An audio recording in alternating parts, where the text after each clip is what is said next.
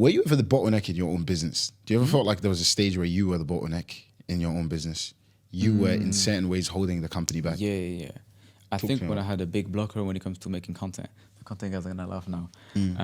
But when I had a big blocker with, I don't like making videos, it's long, I don't want to be famous. Because bear in mind, I started my journey with an influencer marketing agency, where the whole point of the business is you use other influencers to make videos so that you don't have to make videos yourself. And you make way less money than influencers.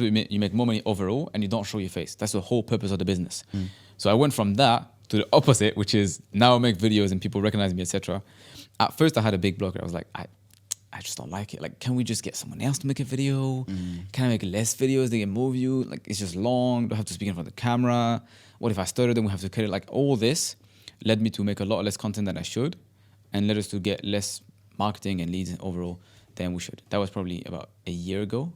And since then, slowly I just started working on it.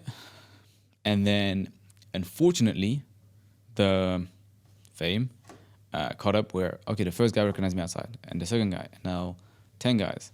And now when I walk into a room, people are like, oh, that's Abu Lahya. And I like have no idea who these guys are. And it gets to a point where I'm like, all right, now I guess it's done already. Let me just run with it and at least get the benefit of making content. So now I'm more open to it. But yeah, definitely a recording part was a big bonus in my business. And how about the structural bottleneck? We refer to the structural bottleneck as sort of when everything depends on the CEO. So nothing moves without the CEO. Yeah. You're like the brain of the company and you're kind of in a way slowing the company down. Yeah. Did you ever experience that in the business? Yeah, that was when I hired my first managers. I used to want to control every decision they made. So let's say I had a sales manager and I hired a marketing person.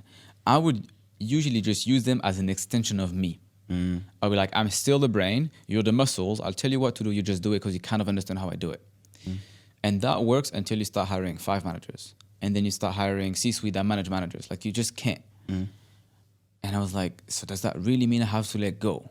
Does that mean I have to tell that person, you can make a decision on hiring somebody for we're going to spend tens of thousands of dollars on that person and you get to call the shots and I don't review it and it's my money. Getting to learn that and be like, okay, like I have to trust this person because I trust their decision making.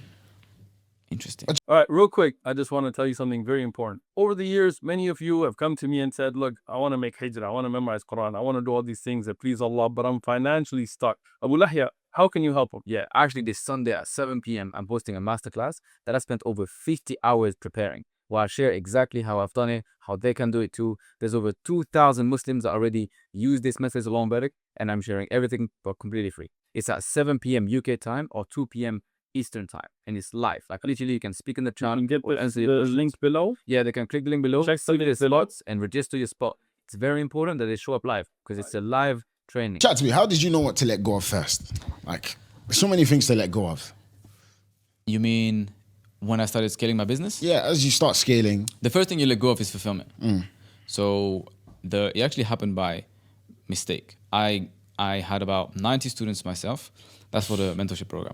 I had 90 students that I was coaching myself. It got very overwhelming. One-to-ones? Yeah.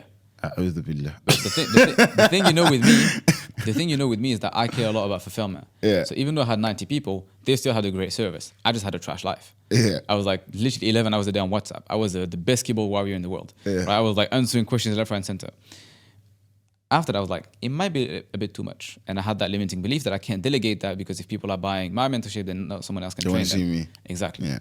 So what I did was I got my best student to start just doing weekly calls with the students. I was still doing the one-on-one, but he was doing the weekly calls. And they started loving it. They were like, wait, these guys understand so much better. This guy actually just went through the journey we're going through. He has less experience than you, but he just went over the problem we had. So he can explain it so much better than you. I was like, oh, interesting. So you're actually getting a great service from a different guy. From that, I was like, okay. Shout out Yunus. He was the first coach who did that.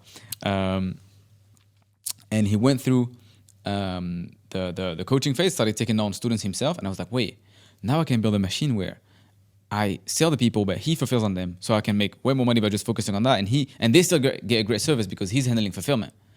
I'm like, that's interesting. And now I had more coaches and they started delivering a better service than me because you had 5 people that could help you instead of just me. You get faster responses, you get more support and so forth. Like, that's great. I give an even better service without having to work myself. Amazing. And then I had my first sales guy. And that's probably the time where I was the most shocked about the power of delegation. I had somebody take a sales call on my behalf. And I literally was at the gym. And I go on my phone and I look at Stripe. It's like, you just received $3,000. And I'm like, how? Somebody paid me by mistake. Something's wrong. Like, I didn't invoice anyone. And the guy's like, nah, I just took a sales call. And I was like, okay. That's how we can move now. And when I find something that works, I usually go all in. So the next thing I'm like, I'm not taking no more sales calls. All the sales guys take the sales calls. And I was like, I'm just doing marketing now. And from that, same thing, just start delegating, etc. This is important. I think this is a very important stage a lot of founders miss out on. This is what referred to as the founder bottleneck, right? It's when the founder becomes the bottleneck because he doesn't want to let go of all those things. He has those limiting beliefs that you had as well, and we all had, right? Of if I let go, the quality drops, things don't look as good, right? Or things mess up, or people want me, etc. And it's funny because when you dedicate that new time to growth, the company grows dramatically. So did you see a clear ROI as to when you started to delegate and get rid of like the things like fulfillment, delivery, whatever, sales? Did you see an ROI when you started to focus on the things that are going to grow and expand the business? Yeah. I slowly started removing myself from the business and not working in the business anymore and just working on the business. I think to go give back me the ROI. I probably made 5 to 10 times more money. So 500%. No, like It's important. That's the thing. If especially if something is tied to your time, don't just see it as, okay, it takes me an hour a day, 2 hours a day, and that's fine, I can still handle it. Because I could have put some AI stuff and still coach the students myself. It's more about the mental bandwidth that it takes. Cognitive load. Exactly, the cognitive load. It's like this guy's success is based on me thinking about him every day. And that takes away from my creativity that I could put into the marketing. Whereas I would just hire a guy that his whole focus is not the marketing, not the sales, nothing, is this guy's success. And instead of me giving you a third of my focus, another person gives you their full focus. And guess what? I'm going to get more people to do that. I'm going to get 5 people to give you their full focus. It's much better than me giving you a third of my focus. You end up getting a better service and I end up making more money.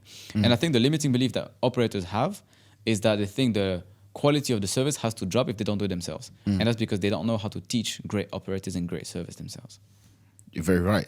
And is that the reason you believe a lot of these talented entrepreneurs stay stuck? I say one of the worst things I see is an entrepreneur who's super talented.